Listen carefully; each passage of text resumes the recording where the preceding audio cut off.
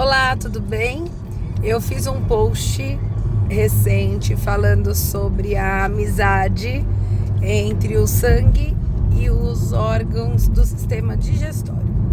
Muita gente vem para o hematologista por conta de uma anemia multicarencial, uma deficiência de B12, uma deficiência de ferro e não sabe a causa, né? Muita gente atribui esse problema a um distúrbio menstrual, a baixa alimentação, mas nem sempre se trata disso. Muitas mulheres, mesmo se alimentando bem, não menstruando, mulheres na menopausa e homens também podem apresentar deficiência de B12, ferro e ácido fólico. Trata-se de não alimentação? Não. O que acontece é, ferro, B12 e ácido fólico são absorvidos no intestino. Quando uma pessoa tem um distúrbio gastrointestinal, seja ele uma gastrite crônica, uma gastrite atrófica, doença celíaca, doença de Crohn ou retocolite, essas pessoas podem apresentar uma baixa absorção de vitamina B12. Por quê? Para a B12 ser absorvida, é necessário uma proteína chamada fator intrínseco, que é produzida pelas células parietais do estômago. Parietal vem de parede, então essas células são produzidas na parede do estômago. Quando ocorre uma diminuição na produção desse fator intrínseco, seja por uma autoimunidade ou por destruição das células parietais, ocorre uma baixa absorção de B12 lá no duodeno. Por quê?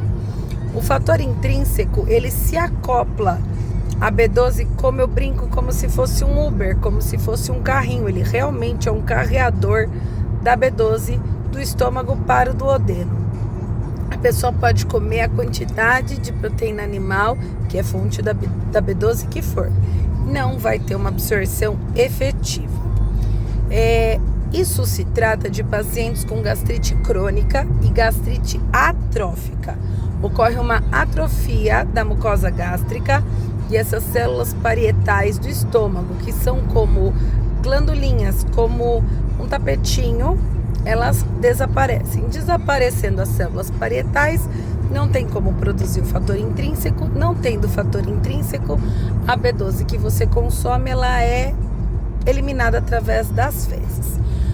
Agora, o que acontece na doença inflamatória intestinal? Doença de Crohn, retocolite celíaca, ocorre uma inflamação na mucosa da parede do intestino, dificultando a absorção de nutrientes, dentre eles ferro e B12.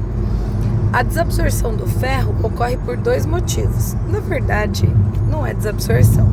A desabsorção do ferro acontece por conta da inflamação e essa inflamação provoca microsangramentos, levando a um sangramento crônico imperceptível, porque o sangramento sai nas fezes, então as fezes não precisam ficar escuras e às vezes a pessoa não tem sangramento na hora de se higienizar depois de ter evacuado, então ocorre um sangramento crônico e uma baixa absorção. Quando suspeitar? Quando uma pessoa vem para o consultório médico com uma falta de ferro, eu acredito que uns 95% das vezes eles já vieram com um tratamento ineficaz. Ou seja, outro médico viu que esse paciente estava com anemia, percebeu que estava sem a quantidade de ferro suficiente e tentou repor. Muitas vezes com ferro via oral, outras vezes com ferro endovenoso. Às vezes dá certo, às vezes não. Às vezes dá certo e volta. Às vezes não dá certo. É quando esse paciente é encaminhado para o hemato. Não vou discutir agora se dá certo isso ou não. Quando a pessoa vem para mim com um perfil de ferro e ou B12 baixas, é mandatório repor esse ferro da melhor forma possível, seja via oral ou endovenoso. A gente tem critérios para isso.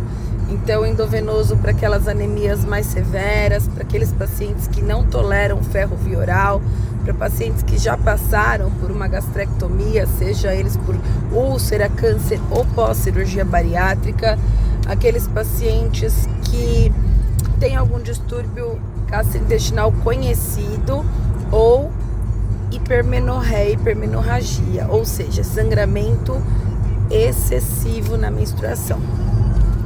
A partir daí, quando a gente fala do ferro, né? E B12 é a mesma coisa. Você não vai tentar repor B12 via oral se o paciente não absorve. Então você tem duas formas de repor a B12. Uma é injeção intramuscular e a outra é comprimido sublingual. Ah, mas doutora, você falou que comprimido não resolve. Quando você engole o comprimido, quando o seu comprimido vai para o estômago, para ser absorvido pelo estômago. Quando você dá para o paciente a B12 sublingual, o que acontece? Essa B12, ela cai direto na circulação e é um efeito semelhante à injeção. É mais prático, menos doloroso e o paciente consegue tomar ao longo do dia, não tem um horário. Ele pode tomar depois da janta, antes de dormir, depois do café. A partir do momento que você tratou esse paciente, você vai investigar verminose, doença inflamatória intestinal, gastrite crônica ou atrófica. Você vai ver se esse paciente tem outra condição que pode estar levando a uma baixa absorção gástrica, por exemplo, como as gastropatias congestivas naquele paciente hepatopata. E paciente hepatopata, a gente não fala só daqueles pacientes alcoolistas, pode ser um paciente hepatopata pós-esquistossomose, com hepatite autoimune, com hepatite B, C, tem várias causas. Então, assim, pessoal, não é simplesmente a gente ver o paciente que está com deficiência de ferro, B12 e tascar a vitamina e tchau, volta quando piorar. Não. Infelizmente, isso acontece por dois motivos: despreparo dos colegas e, às vezes, lamento dizer, responsabilidade dos pacientes. Por quê?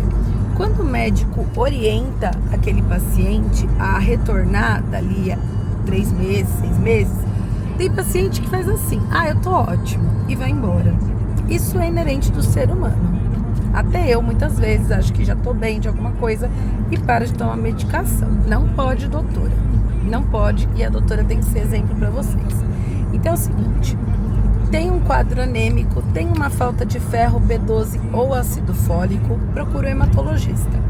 Se o seu clínico se sente capaz, ou outra especialidade se sente capaz para não só tratar, mas também investigar, continue nesse segmento. Se não, procure hematologista. Eu sou a doutora Isabel, sou hematologista em clínica geral. Se gostou desse vídeo, dá um like, compartilha e me siga nas redes sociais. Bom dia para todos. Beijo.